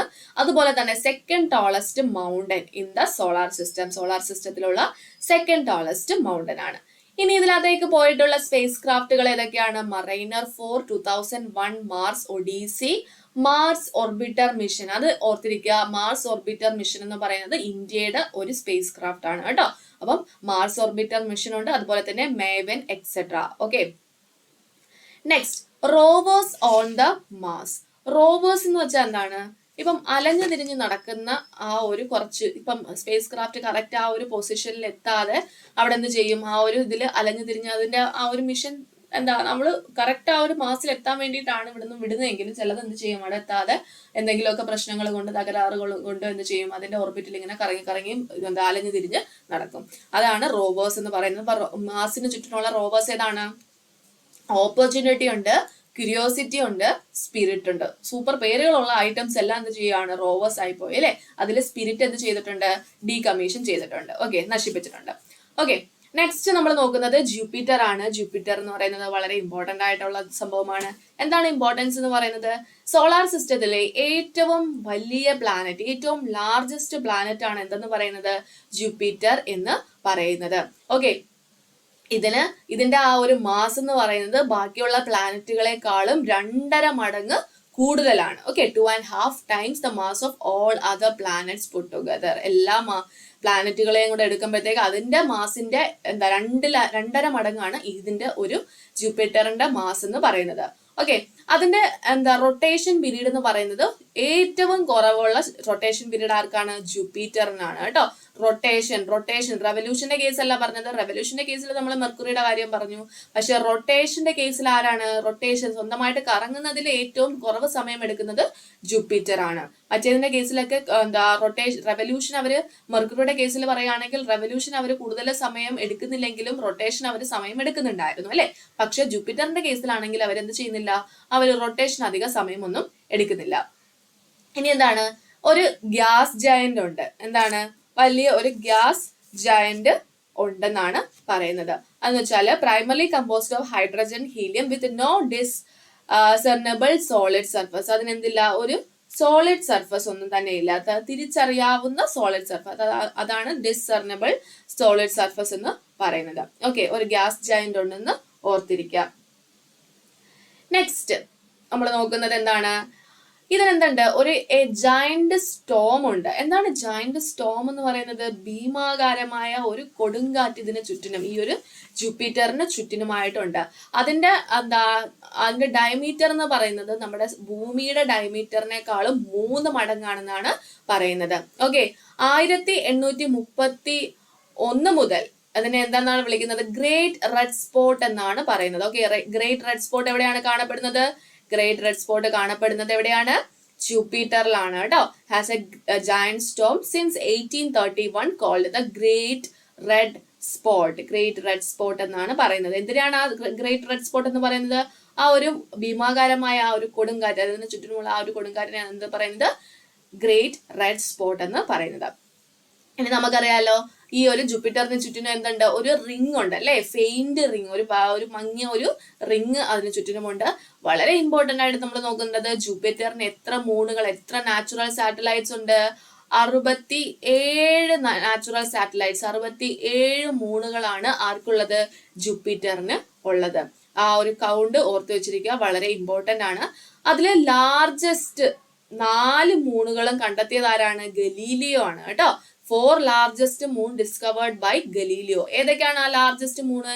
ഗാനിമേഡ്. ഗാനിമേഡ് എന്ന് പറയുന്നത് സോളാർ സിസ്റ്റത്തിലെ വെച്ച് ഏറ്റവും വലിയ ഒരു മൂണാണ്. എന്തെന്ന് പറയുന്നത്? ഗാനിമേഡ്. അവിടെ നിന്ന് നമുക്ക് അടുത്തൊരു ചോദ്യം കിട്ടി അല്ലെ. Largest moon in the solar system ഏതാണ്? ഗാനിമേഡ് ആണ്. അത് മെർക്കുറിയേക്കാളും വലുതാണ് കേട്ടോ. മെർക്കുറിയേക്കാളും വലുതാണ്. മറ്റുള്ള പേര് ഏതൊക്കെയാണ്? മറ്റുള്ള മൂണുകളുടെ പേര് ഏതൊക്കെയാണ്? കാലിസ്റ്റോ ഉണ്ട്, ലോ ഉണ്ട്, യൂറോപ്പ ഉണ്ട്. ഓക്കെ, അതിനകത്ത് യൂറോപ്പിനകത്താണ് എന്തുള്ളത്? വാട്ടർ ഐസ് കാണപ്പെടുന്നത്. ഇനി ജൂപ്പിറ്ററിലോട്ടുള്ള മിഷൻ ഏതൊക്കെയാണ്? ജൂപ്പിറ്ററിലോട്ടുള്ള മിഷൻ ഒന്ന് ഗലീലിയോ. ഗലീലിയോയുടെ കേസ് ഓർക്കുമ്പോൾ നമ്മൾ ജൂപ്പിറ്ററിനെ ഓർക്കണം കേട്ടോ. അപ്പം ഒരെണ്ണം എന്താണ്? ഗലീലിയോ ഉണ്ട്. പിന്നെ അടുത്തത് ജൂണോ. ജൂണോ അപ്കമിങ് ആണെന്ന് പറയുന്നത് ഇത് ഞാൻ കഴിഞ്ഞ വട്ടം ഉണ്ടാക്കിയ നോട്ടായിരുന്നു. ഇതെന്താണ്? ഈ ജയന്റ് ജൂണോ മിഷൻ എന്ന് പറയുന്നത് എന്താ കുറച്ച് കാര്യങ്ങളൊക്കെ കണ്ടെത്തിയിട്ടുണ്ടായിരുന്നു. പുതിയ ഒരു സ്റ്റോം ഈ ഒരു ജൂപ്പിറ്ററിന് ഒരു സൗത്ത് പോൾ, ജൂപ്പിറ്ററിന്റെ സൗത്ത് പോളിലായിട്ട് ഒരു കൊടുങ്കാറ്റ് ഇങ്ങനെ ചുറ്റുന്നതായിട്ട് ഈ ജൂണോ എന്ന് പറയുന്ന ആ ഒരു മിഷൻ കണ്ടെത്തിയിട്ടുണ്ടായിരുന്നു. ഈ ജൂണോ മിഷൻ വിട്ടത് 2011 ഓഗസ്റ്റ് 5-നായിരുന്നു. അത് കഴിഞ്ഞ വർഷം ജൂലൈയില് 2021 ജൂലൈയിൽ അവസാനിച്ചിട്ടുണ്ടായിരുന്നു കേട്ടോ. അതും കൂടെ ഓർത്ത് വെച്ചിരിക്കുക. അപ്പൊ നമ്മൾ ഇവിടെ അപ്കമിങ് എന്ന് നിങ്ങൾ നോട്ട് പ്രിപ്പയർ ചെയ്യുമ്പോൾ അപ്കമിങ് എന്ന് കൊടുക്കണ്ട കേട്ടോ. ഓക്കെ, അപ്പൊ നമുക്ക് നെക്സ്റ്റ് നോക്കുന്നത് സാറ്റേൺ ആണ്. സാറ്റേണിന്റെ കേസ് എന്താണ്? സാറ്റേണിന്റെ പേര് എന്താണ് പിള്ളേരെ? സാറ്റേൺ എന്ന് പറഞ്ഞാൽ എന്താണ്? ശനിയാണ് അല്ലെ. അപ്പം second largest planet in the solar system. Solar സിസ്റ്റത്തിലുള്ള രണ്ടാമത്തെ വലിയ പ്ലാനറ്റ് ആണ് എന്തെന്ന് പറയുന്നത്? സാറ്റേൺ എന്ന് പറയുന്നത്. അപ്പൊ ജൂപ്പിറ്റർ കഴിഞ്ഞാൽ എന്തായാലും സാറ്റേൺ ആണ്. അപ്പൊ അത് ഓർത്തിരിക്കുക. ആദ്യത്തെ പ്ലാനറ്റ് ഏറ്റവും വലുത് ജൂപ്പിറ്റർ ആണ്. രണ്ടാമത്തെ സെക്കൻഡ് ലാർജസ്റ്റ് പ്ലാനറ്റ് എന്ന് പറയുന്നത് എന്താണ്? ഈ സാറ്റേൺ ആണ്. ഓക്കെ, അതിന്റെ ഡെൻസിറ്റി എന്ന് പറയുന്നത് is less than the water. വാട്ടറിനേക്കാളും ഡെൻസിറ്റി വളരെ കുറവാണ്. അതുപോലെ has a band of concentric ring revolving around it made up of tiny rocks and piece of ice. എന്താണ്? ഈ സാറ്റേണിന് ചുറ്റിനും ഒരു എന്തുണ്ട്? ഒരു റിങ് പോലുള്ള ഒരു സംഭവമുണ്ട്. ഒരു ചെറിയ ഒരു ബാൻഡ് ഓഫ് കോൺസെൻട്രിക് റിങ് ആണ്. ആ റിങ് ഉണ്ടായിരിക്കുന്നത് കുറെ ടൈനി റോക്കുകളും അതുപോലെ പാറകൾ, അതുപോലെ തന്നെ എന്താണ് ചെറിയ ഐസ് പീസസും കൂടെ ഒക്കെ ചേർന്നിട്ടാണ് ഈ ഒരു റിങ് ഫോം ചെയ്തിരിക്കുന്നത് കേട്ടോ. അപ്പൊ സാറ്റേണിൽ എത്ര മൂണുകളുണ്ട്? 62 മൂണുകളാണ് സാറ്റേണിലുള്ളത്. ജൂപ്പിറ്ററിൽ എത്ര ഉണ്ടായിരുന്നു? 67 മൂണുകൾ ഉണ്ടായിരുന്നു കേട്ടോ. അങ്ങോട്ടും ഇങ്ങോട്ടും തിരിഞ്ഞു പോകരുത്. ഇനി സാറ്റേണിലുള്ള മൂണുകൾ ഏതൊക്കെയാണ്? 62 മൂണുകളിലെ ഇമ്പോർട്ടന്റ് ആയിട്ടുള്ള പേരുകൾ പഠിച്ചിരിക്കുക. ടൈറ്റൻ. സാറ്റേണിലെ മൂണുകളെ ഏറ്റവും വലുതായിട്ടുള്ള ഏതാണ്? ടൈറ്റൻ ആണ്. ടൈറ്റൻ ആണ് ഏറ്റവും ലാർജസ്റ്റ്. അതുപോലെ തന്നെ അതിനൊരു മേജർ അറ്റ്മോസ്ഫിയർ ഉണ്ട്. കോംപ്ലക്സ് ഓർഗാനിക് കെമിസ്ട്രി ആണ്. അതുപോലെ തന്നെ ഐസ് വോൾക്കാനോസും ആ ഒരു ടൈറ്റനിൽ കാണപ്പെടാം. ടൈറ്റൻ ആ പേര് ഓർക്കാൻ ബുദ്ധിമുട്ടില്ലല്ലോ. ടൈറ്റൻ വാച്ച് ഒക്കെ കേട്ടിട്ടില്ലേ? അപ്പം ടൈറ്റന്റെ കേസ് കേൾക്കുമ്പോൾ നിങ്ങൾ എന്തിനെ ഓർക്കണം? സാറ്റേൺ, ശനിയെ ഓർക്കണം. സാറ്റേണിലുള്ള ഒരു മൂണാണ് ഏതെന്ന് പറയുന്നത്? ടൈറ്റൻ എന്ന് പറയുന്നത്. അതുപോലെ തന്നെ ഹീ ഉണ്ട്. May have its on ring system. അവർക്ക് അവരുടേതായ റിംഗ് സിസ്റ്റം ഉണ്ട്. അതുപോലെ തന്നെ എന്താണ്? എൻസിലാഡസ് ഉണ്ട്. ഓക്കെ, അപ്പൊ ഈ 3 പേരുകളും ഓർത്തിരിക്കുക. ഇനി സാറ്റേണിലോട്ടുള്ള ഒരേ ഒരു മിഷൻ ആണ് എന്തെന്ന് പറയുന്നത്? കാസിനി ഹ്യൂഗൻസ് എന്ന് പറയുന്നത്. എന്താണ്? കാസിനി ഹ്യൂഗൻസ് എന്ന് പറയുന്നത് സാറ്റേണിലേക്ക് പോയ ഒരേ ഒരു മിഷൻ ആണ്. അപ്പം ശനിയിലേക്ക് ഒരു മിഷൻ മാത്രമേ പോയിട്ടുള്ളൂ ഓർത്തിരിക്കുക. അതുപോലെ നെക്സ്റ്റ് നമ്മൾ നോക്കുന്നതാണ് യുറാനസ്. യുറാനസ് എന്ന് പറയുന്നത് ഡിസ്കവർ ചെയ്ത ആരാണ്? കണ്ടുപിടിച്ചത് ആരാണ്? വളരെ ഇമ്പോർട്ടന്റ് ആണ്. യുറാനസ് കണ്ടുപിടിച്ചത് സർ വില്യം ഹർഷൽ ആണ് കേട്ടോ. എന്താണ്? യുറാനസ് കണ്ടുപിടിച്ച ആരാണ്? സർ വില്യം ഹർഷൽ ആണ്. അതുപോലെ തന്നെ ബ്ലൂ ഗ്രീൻ കളറിൽ കാണപ്പെടുന്ന പ്ലാനറ്റ് ഏതാണ്? യുറാനസ് ആണ്. അല്ലെങ്കിൽ സ്യാൻ കളറിൽ കാണപ്പെടുന്ന ഏതാണ്? യുറാനസ് ആണ്. ഓക്കെ, കളറിന്റെ കാര്യം ഓർത്തിരിക്കുക. ഇവിടെ നിന്ന് നമുക്കൊരു ചോദ്യം പ്രതീക്ഷിക്കാം. ഇതിനകത്ത് നിന്നും ഒരു ചോദ്യം പ്രതീക്ഷിക്കാം. ഓക്കെ, അതുപോലെ തന്നെ എന്താണ്? സോളാർ സിസ്റ്റത്തിലെ 3ാമത്തെ വലിയ പ്ലാനറ്റ് ആണ് എന്തെന്ന് പറയുന്നത്? യുറാനസ് എന്ന് പറയുന്നത്. യുറാനസ് ഉണ്ടായിരിക്കുന്നത് ഹൈഡ്രജനും ഹീലിയവും വാട്ടറും അമ്മോണിയയും മീഥേനും എല്ലാം കൂടെ ചേർന്നിട്ടാണ് യുറാനസ് ഫോം ചെയ്തിരിക്കുന്നത്. ഓക്കെ, ഇനി ഇതിന്റെ കേസിൽ ഓർത്തിരിക്കേണ്ടത് ഇതിന് എന്താണ്? ഒരു ടിൽറ്റഡ് സൈഡ് വേസ് ആണ്. ജസ്റ്റ് ഒന്ന് ടിൽറ്റ് ചെയ്താണ് എന്ത് ചെയ്തിരിക്കുന്നത്? യുറാനസ് ഉള്ളത്. അപ്പം ഈ ബാക്കിയുള്ള ആ ഒരു ഓർബിറ്റിന്റെ ആ ഒരു പ്ലാനറ്റിന്റെ കേസിൽ എന്താണ്? ഇക്വേറ്റർ വരുന്ന ഭാഗത്ത് എന്താണ്? ഇതിന്റെ പോൾസ് ആയിരിക്കും ഉണ്ടാവുന്നത് കേട്ടോ. അതും കൂടെ ഒന്ന് ഓർത്തിരിക്കുക. അതുപോലെ തന്നെ ഇതിന് എന്തുണ്ട്? ഫെയിന്റ് റിങ്സ് ഉണ്ട്. ചെറിയ റിങ്സ് ഉണ്ട്. ഇതിന് എത്ര മൂണുകൾ ഉണ്ടെന്ന് ചോദിച്ചാൽ എന്താണ്?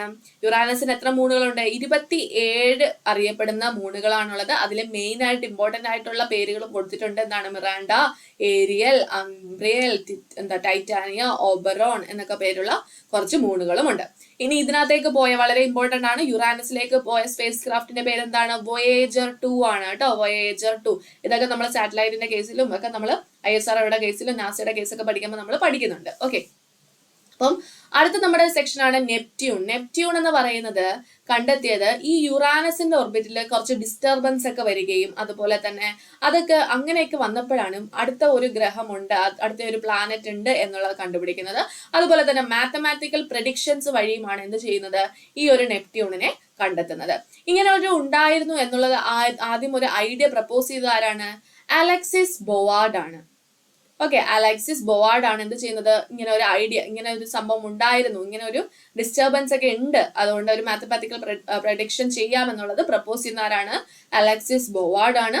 എന്നിട്ട് അത് അങ്ങനെ ഉണ്ട്, അത് കണ്ടെത്തിയത് ആരാണ്? ഫസ്റ്റ് ഒബ്സർവ് ചെയ്ത ആരാണ്? ജോൺ ഗെയിൽ ആണ് കേട്ടോ. ജോൺ ഗെയിൽ ആണ് നെപ്റ്റ്യൂണിനെ ഒബ്സർവ് ചെയ്തത്. സണ്ണിൽ നിന്നും, സൂര്യനിൽ നിന്നും ഏറ്റവും ദൂരെയുള്ള ഒരു പ്ലാനറ്റ് ആണ് എന്തെന്ന് പറയുന്നത്? നെപ്റ്റ്യൂൺ എന്ന് പറയുന്നത്. ആദ്യം പ്രൈമറിലി കമ്പോസ് ഓഫ് എന്തൊക്കെയാണ്? Hydrogen, helium, nitrogen, water, ammonia, methane ഒക്കെ വെച്ചിട്ടാണ് ഇത് എന്ത് ചെയ്തിരിക്കുന്നത്? കമ്പോസ് ചെയ്തിരിക്കുന്നത്. ഓക്കെ, ഇനി വളരെ ഓർത്തിരിക്കേണ്ടത് ഇതെന്താണ്? ബ്ലൂ കളറിലാണ്. നെപ്റ്റ്യൂൺ ഏത് കളറിലാണ് കാണപ്പെടുന്നത്? ബ്ലൂ കളറിലാണ് കാണപ്പെടുന്നത്. അങ്ങനെ നെപ്റ്റ്യൂണിനെ ബ്ലൂ കളറിൽ കാണപ്പെടാനുള്ള കാരണം എന്താണ്? Because of the presence of methane. മീഥെയിന്റെ പ്രസൻസ് കൊണ്ടാണ് നെപ്റ്റ്യൂണിനെ ഏത് കളറിൽ കാണപ്പെടുന്നത്? ബ്ലൂ കളറിൽ കാണപ്പെടുന്നത്. ഓക്കെ, അതുപോലെ തന്നെ അവിടെയും എന്തുണ്ട്? ഒരു സ്റ്റോം ഉണ്ട്. ആ സ്റ്റോമിന്റെ പേര് എന്താണ്? ഗ്രേറ്റ് ഡാർക്ക് സ്പോട്ട് എന്നാണ് കേട്ടോ. Great dark spot. അപ്പൊ ഗ്രേറ്റ് റെഡ് സ്പോട്ടും ഡാർക്ക് സ്പോട്ടും തമ്മിൽ മാറിപ്പോവരുത്. നെപ്റ്റ്യൂണിന്റെ കേസിൽ വരുന്നത് എന്താണ്? ഗ്രേറ്റ് ഡാർക്ക് സ്പോട്ട് ആണ്. ഓക്കെ, ബ്ലൂ കളറിൽ ഡാർക്ക് എന്ന് ഓർത്ത് വെച്ചിരുന്നാൽ മതി. ഓക്കെ, നെക്സ്റ്റ് ഇവിടെ 14 മൂണുകളാണുള്ളത്. അതിൽ ഏറ്റവും വലുത് ഏതാണ്? ട്രിട്ടോൺ ആണ് കേട്ടോ. ട്രിട്ടോൺ ആണ് അതിലെ ഏറ്റവും വലിയ മൂൺ എന്ന് പറയുന്നത്. അവിടേക്കും പോയ സ്പേസ് ക്രാഫ്റ്റ് ഏതാണ്? വോയേജർ 2 ആണ്. ഓക്കെ, അടുത്ത് നമ്മൾ നോക്കുന്നത് എന്താണ്? പ്ലൂട്ടോ. പ്ലൂട്ടോനെ നമ്മൾ ഈ 8 പ്ലാനറ്റ്സിന്റെ കേസിൽ പെടുത്തണ്ട, എന്നാലും ജസ്റ്റ് ഒന്ന് അറിഞ്ഞിരുന്നാൽ മാത്രം മതി. അതെന്താണ്? 9th പ്ലാനറ്റ് ആയിട്ടായിരുന്നു അന്ന് അതിനെ കൺസിഡർ ചെയ്തിരുന്നത്. പിന്നീട് അതിനെ എന്താക്കി? ഡ്വാർഫ് പ്ലാനറ്റിലോട്ട്, കുള്ളൻ ഗ്രഹമാക്കി മാറ്റുന്നു. കാരണം എന്താണ്? പ്ലൂട്ടോയ്ക്ക് കറക്റ്റ് ആയിട്ടുള്ള ഒരു സർക്കുലർ ഷേപ്പ്, ആ ഒരു സർക്കിൾ ഷേപ്പ് ഇല്ലാത്തത് കൊണ്ട് തന്നെ നമുക്ക് അതിനെ പ്ലൂട്ടോനെ ഒരു പ്ലാനറ്റ് ആയിട്ട് കൺസിഡർ ചെയ്യാൻ പറ്റത്തില്ലെന്നായിരുന്നു അതിന്റെ കണ്ടുപിടുത്തം. ഓക്കെ, അതും എന്താണ്? വളരെ ഐസി ആൻഡ് കോൾഡ് ആയിട്ടുള്ള ഒരു പ്ലാനറ്റ് ആയിരുന്നു. അതുപോലെ എന്താണ്? 5 മൂണുകൾ ഉണ്ടായിരുന്നു. ചാരോൺ, സ്റ്റൈക്സ്, നെക്സ്, കർബിയറോസ്, ഹൈഡ്ര എന്ന് പറയുന്ന 5 മൂണുകൾ ഉണ്ടായിരുന്നു. ഇനി നമുക്ക് പഠിക്കാനുള്ള സംഭവമാണ് ആസ്റ്ററോയിഡ്സും മീട്രോയിഡ്സും കോമറ്റ്സും. ഓക്കെ, അതും കൂടെ കഴിയുമ്പോഴത്തേക്കും ഈ ഒരു സെക്ഷൻ നമ്മൾ കംപ്ലീറ്റ് ചെയ്യും. ഓക്കെ, സോ എന്താണ് ആസ്ട്രോയിഡ്സ് എന്ന് പറയുന്നത്? ആസ്ട്രോയിഡ്സ് എന്ന് പറയുന്നത് എന്താണ്? സ്മോളർ, ഭയങ്കര ചെറുതായിട്ടുള്ള സൈസിലുള്ള പ്ലാനറ്റുകളാണ്. അവരെന്തല്ല? സ്പെറിക്കൽ ഷേപ്പ് അല്ല. അതുപോലെ തന്നെ എന്താണ്? സൂര്യന് ചുറ്റിനും ഇങ്ങനെ കറങ്ങിക്കൊണ്ടിരിക്കുന്ന സംഭവങ്ങളാണ്. അവർ വളരെ സൈസ് വളരെ കുറവാണ്, സ്പെറിക്കൽ ഷേപ്പ് അല്ല, അവർ സൂര്യന് ചുറ്റിനും കറങ്ങുന്നുണ്ട്. എവിടെയാണ് സൂര്യന് ചുറ്റിനും ഏതിന്റെ ഇടയ്ക്കൂടെയാണ് കറങ്ങുന്നത്? മാർസിനും ജൂപ്പിറ്ററിനും ഇടയ്ക്കായിട്ടുള്ള ഒരു ഓർബിറ്റിൽ കൂടിയാണ് എന്ത് ചെയ്യുന്നത്? ഈ ആസ്ട്രോയിഡ്സ്, ഈ ചെറിയ ചെറിയ പാറക്കഷ്ണങ്ങൾ അല്ലെങ്കിൽ അങ്ങനെ ഇരിക്കുന്ന കുറച്ച് പ്ലാനറ്റ്സുകൾ എന്ത് ചെയ്യുന്നത്? റിവോൾവ് ചെയ്തുകൊണ്ട് ഇരിക്കുന്നത്. ഓക്കെ, അപ്പം ഈ ഒരു ആസ്ട്രോയിഡ് ബെൽറ്റിനകത്തുള്ള ഏറ്റവും വലിയ ആസ്ട്രോയിഡ് ഏതാണ്? പേര് ഓർത്ത് വെച്ചിരിക്കുക, സെയ്റസ് ആണ് കേട്ടോ. സെയ്റസ് ആണ് ഈ ആസ്ട്രോയിഡ് ബെൽറ്റിലുള്ള ഏറ്റവും വലിയ ആസ്ട്രോയിഡ് എന്ന് പറയുന്നത്. The largest asteroid in the asteroid belt is Ceres. Okay, അടുത്ത നമ്മൾ നോക്കുന്നതാണ് മിറ്റിയോർസ് ആണ്. ഓക്കെ, മിറ്റിയോർസ് എന്ന് പറയുമ്പം എന്താണ്? ഈ ആസ്ട്രോയിഡുകളെല്ലാം ഇങ്ങനെ കറങ്ങിക്കൊണ്ടിരിക്കുമ്പോൾ എന്ത് ചെയ്യും? അവരെങ്ങോട്ട് കൊളിഷൻ ഉണ്ടാവും അല്ലെ, കൂട്ടിയിടിച്ച് അങ്ങനെയാണ് എന്ത് ചെയ്യുന്നത്? മീറ്റിയോറൈറ്റ്സ് ഫോം ചെയ്യുന്നത്. ഓക്കെ, ഇവരെന്ന് പറയുന്നത് എന്താണ്? ഒരു ഫ്രാഗ്മെന്റ്, ഈ റോക്കുകളുടെ, ഈ പാറകളുടെ ഒക്കെ ചെറിയ ചെറിയ ഫ്രാഗ്മെന്റ്സിനെയാണ് എന്തെന്ന് പറയുന്നത്? മീറ്റിയോർസ് എന്ന് പറയുന്നത്. Sometimes they come across Earth. ചില സമയത്ത് അത് എവിടെ വരുന്നുണ്ട്? എർത്തിന്റെ സർഫസിലോട്ടൊക്കെ തെറിച്ചിങ്ങോട്ട് വരുന്നുണ്ട്. എന്താണ്? എർത്തിന്റെ അറ്റ്മോസ്ഫിയറിലോട്ടൊക്കെ തെറിച്ച് വീഴുന്നുണ്ട്. ആ സമയത്ത് അതിനെ പറയുന്ന പേരാണ് മീറ്റിയോർസ് അഥവാ ഷൂട്ടിംഗ് സ്റ്റാർസ് എന്ന് കേട്ടോ. അവർ കൂട്ടിയിടിച്ച് കൊളിഷൻ വഴി എന്ത് ചെയ്യുന്നുണ്ട്? എർത്തിന്റെ അറ്റ്മോസ്ഫിയറിലോട്ട് തെറിച്ച് വീഴുമ്പോൾ ആ പേരിൽ, അവിടെ എന്ത് പേരിലാണ് അറിയപ്പെടുന്നത്? മീറ്റിയോർസ് അഥവാ ഷൂട്ടിംഗ് സ്റ്റാർസ് എന്നാണ് അറിയപ്പെടുന്നത്. Okay, most of these meteors can reach earth surface. പക്ഷെ നമ്മൾ പറഞ്ഞു എന്താണ്? എർത്തിന്റെ സർഫസിലോട്ട് അത് തെറിച്ച് വരുന്നുണ്ട്. പക്ഷെ നമ്മളിപ്പം വന്ന് നമ്മുടെ ആ ഒരു വീടിന്റെ അവിടെയോ അല്ലെങ്കിൽ തറയിലോ ഒന്നും വീഴുന്നില്ല. കാരണം എന്താണ്? അതങ്ങനെ വരാത്തതിന്റെ കാരണം എന്താണെന്ന് ചോദിച്ചാൽ നമ്മുടെ എയറുമായിട്ട് അതിനെന്താകും, ഒരു ഫ്രിക്ഷൻ ഉണ്ടാവും. അങ്ങനെ ഒരു ഫ്രിക്ഷൻ ഉണ്ടാകുമ്പോഴത്തേക്കും അത് കൂട്ടി വരച്ച് എന്തായി, കത്തി ബേൺ ചെയ്ത് അങ്ങ് നശിച്ചു പോകും. അതാണ് സംഭവം. അല്ലെങ്കിൽ എന്തായിരുന്നു, അവിടുന്ന് തെറിച്ച് വീഴുന്നതൊക്കെ നമ്മുടെ ഭൂമിയിൽ വന്ന് വീണേനെ അല്ലെ. അപ്പം അങ്ങനെ വീഴാത്തതിന്റെ കാരണമാണ് പറഞ്ഞിരിക്കുന്നത് എന്താണ്, ഫ്രിക്ഷൻ വിത്ത് എയർ. എയറുമായിട്ട് ഫ്രിക്ഷനിൽ എത്തുമ്പോഴത്തേക്ക് അതെന്ത് പോവും, കത്തിപ്പോവും. ഓക്കെ, അപ്പം ഈ മീറ്റിയോർസ് എന്ന് പറയുന്നത് ഈ ഒരു എർത്ത് സർഫസിൽ എത്തുമ്പം do reach the earth surface R known as meteorites. Okay, the meteors that do reach the earth surface. earth surfaceൽ എത്തുന്നതിനാണ് എന്തെന്ന് പറയുന്നത്, meteorites എന്ന് പറയുന്നത്. ഇനി നമുക്ക് ലാസ്റ്റ് സെക്ഷൻ ഇതാണ് കോമറ്റ്സ്. കോമറ്റ്സ് എന്ന് പറഞ്ഞാൽ എന്താണ് അറിയാമോ? കോമറ്റ്സ് എന്ന് പറഞ്ഞാൽ എന്താണ്, വാൽ നക്ഷത്രം നിങ്ങളൊക്കെ കേട്ടിട്ടില്ലേ, കോമറ്റ്സ്. അപ്പം ഇതെന്ന് പറയുന്നത് വളരെ ചെറിയ ഐസി ആയിട്ടുള്ള, അതുപോലെ റോക്കി ആയിട്ടുള്ള ആ ഒരു ബോഡിയുള്ള അതിനെയാണ് എന്തെന്ന് പറയുന്നത്, കോമറ്റ്സ് എന്ന് പറയുന്നത്. ഇത് ഹൈലി എലിപ്റ്റിക്കൽ ഓർബിറ്റിലായിരിക്കും സൂര്യനെ ചുറ്റിനും ഇങ്ങനെ കറങ്ങിക്കൊണ്ടിരിക്കുന്നത്. Okay, when they pass close to the sun they water and gases heats up. എന്താണ്, സൂര്യൻ അടുത്തായിട്ട് എത്തുമ്പോഴത്തേക്കും അവരെന്ത് ചെയ്യും, ഒരു വാട്ടർ ആയിട്ട് മാറുകയും എന്ത് ചെയ്യുന്നുണ്ട്, അത് നമ്മൾ എന്തായാലും എന്തെങ്കിലും സാധനം, കട്ടിയുള്ള സാധനം എന്താ ചൂടിൽ വെക്കുമ്പോഴത്തേക്ക് അത് അലിയത്തില്ലേ, അതാണ് പറയുന്നത്. വാട്ടർ ആയിട്ട് മാറി അതെന്ത് ചെയ്യും, ഗ്യാസസ് ഹീറ്റ്സ് അപ്പ്, ഗ്യാസസ് പുറത്തേക്ക് പോകും. ഓക്കെ, അങ്ങനെ എന്ത് ചെയ്യുന്നുണ്ട്, this led to the formation of the tail behind the rocky core. ആ ഒരു കല്ലിന്റെ പിറകിലായിട്ട് ഒരു ടെയിൽ ഫോം ചെയ്യുന്നുണ്ട്. അതിന്റെ കാരണം എന്താണ്, ഈ ഗ്യാസസ് ആണ്. അതായത് സൂര്യന് അടുത്തെത്തിയപ്പോഴത്തേക്കും ഈ ഗ്യാസസ് എന്ത് ചെയ്യുന്നുണ്ട്, തെറിച്ച് ആ ഒരു ആ ഒരു റോക്ക് എന്ത് ചെയ്യുന്നുണ്ട്, വാട്ടറിന്റെ ഫോമിലായിട്ട് അത് എന്താണ്, ഗേഷ്യസ് ഫോമിലോട്ട് പോകുന്നുണ്ട്.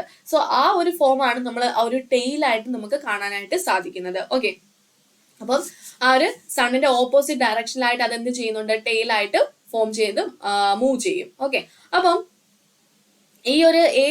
ഈ കോമറ്റ്സിൽ ഏറ്റവും ഫേമസ് ആയിട്ടുള്ള ഒരു കോമറ്റ്സിന്റെ പേര് ഓർത്ത് വെച്ചിരിക്കുക, ഹാലെ കോമറ്റ് ആണ് കേട്ടോ. ഹാലെ കോമറ്റ് ആണ് ഏറ്റവും ഫേമസ് ആയിട്ടുള്ള ഒരു കോമറ്റ് എന്ന് പറയുന്നത്. Which reappears every 75 to 76 years. 75 അല്ലെങ്കിൽ 76 വർഷം കൂടുമ്പോൾ അതെന്ത് ചെയ്യും, അത് വീണ്ടും വീണ്ടും ഉണ്ടാവുന്നുണ്ട്. അപ്പോൾ ആ ഒരു ഹാലേസ് കോമറ്റ് അവസാനമായിട്ട് ഉണ്ടായതെന്നാണ് 1986 ഉണ്ടായിട്ടുണ്ട് കേട്ടോ. ഹാലേസ് കോമറ്റ് അവസാനമായിട്ട് ഉണ്ടായതെന്നായിരുന്നു 1986. ഇനി അടുത്തത് നമുക്ക് കാണാൻ പറ്റുന്നത് 2061 ഓക്കെ, 2061 ഈ കോമറ്റ്സിനെ നമുക്കല്ല ആ ഒരു ഗവേഷകർക്ക് എന്ത് ചെയ്യാൻ പറ്റുന്നത്, അടുത്ത വട്ടം കാണാനായിട്ട് സാധിക്കുന്നത്. ഓക്കെ, അപ്പം ആ ഒരു സോളാർ സിസ്റ്റത്തിന്റെ ഇൻട്രൊഡക്ഷൻ, സോളാർ സിസ്റ്റത്തിന്റെ ക്ലാസ് ഇതോടെ തീരുകയാണ്.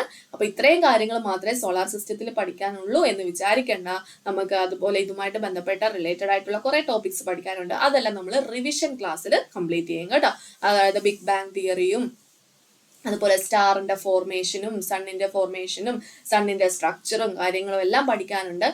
ഇപ്പൊ നിങ്ങൾ എന്താ ചെയ്യുക, ഇത്രയും കാര്യങ്ങൾ പഠിക്കുക. ഇത്രയും കാര്യങ്ങൾ പഠിച്ചതിന് ശേഷം നമ്മുടെ രണ്ടാമത്തെ പാർട്ട്, സോളാർ സിസ്റ്റത്തിന്റെ രണ്ടാമത്തെ പാർട്ട് വീഡിയോ കാണുക. അതിനകത്ത് നമ്മൾ ഒരുപാട് ക്വസ്റ്റ്യൻസ്, ഓൾമോസ്റ്റ് 50 ക്വസ്റ്റ്യനോളം ഉണ്ടെന്ന് തോന്നുന്നു. ഓക്കെ, അത്രയും ക്വസ്റ്റ്യൻസ് മുമ്പ് ചോദിച്ചിട്ടുള്ളതും ഇമ്പോർട്ടന്റ് ആയിട്ടുള്ളതും ഇതിനകത്തുനിന്ന് ചോദിക്കാൻ ചാൻസ് ഉള്ളതുമായിട്ടുള്ള ക്വസ്റ്റ്യൻസ് എല്ലാം നമ്മൾ എന്ത് ചെയ്യുന്നുണ്ട്, ആ ഒരു സെക്ഷനിൽ ഡിസ്കസ് ചെയ്യുന്നുണ്ട്. ഓക്കെ, അപ്പൊ നമുക്ക് ഒരുവിധം സോളാർ സിസ്റ്റം എന്നുള്ള ഒരു ടോപ്പിക് കംപ്ലീറ്റ് ചെയ്യാനായിട്ട് സാധിക്കും. ഓക്കെ, അപ്പൊ നിങ്ങൾക്ക് ഇത്രയും കാര്യങ്ങൾ മനസ്സിലായല്ലോ.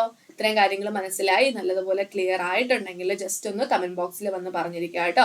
അപ്പം ഇനിയും ഇതേപോലത്തെ ക്ലാസ്സസ് ഒക്കെ നിങ്ങൾക്ക് വേണമെങ്കിൽ, ഏതെങ്കിലുമൊക്കെ ടോപ്പിക്കുകൾ പെട്ടെന്ന് വേണമെങ്കിൽ എന്ത് ചെയ്യുക, അതൊന്ന് ആഡ് ചെയ്യാനായിട്ട് കമന്റ് ബോക്സിൽ പറയുക. അതനുസരിച്ച് നമുക്ക് ആ ഓരോ പോർഷൻസ്, ഓരോ വീക്ക്ലി സെക്ഷനകത്ത് ആ ടോപ്പിക്സ് ആഡ് ചെയ്ത് നമുക്ക് പഠിക്കാവുന്നതാണ്.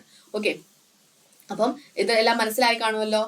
ഇനിയെങ്കിൽ നമുക്ക് അടുത്ത ക്ലാസ്സിൽ കാണാം. അപ്പം മനസ്സിലായി, കാര്യങ്ങളെല്ലാം ക്ലിയർ ആയെങ്കിൽ വീഡിയോ ലൈക്ക് ചെയ്യാനൊന്നും മറക്കരുത് കേട്ടോ. So thank you for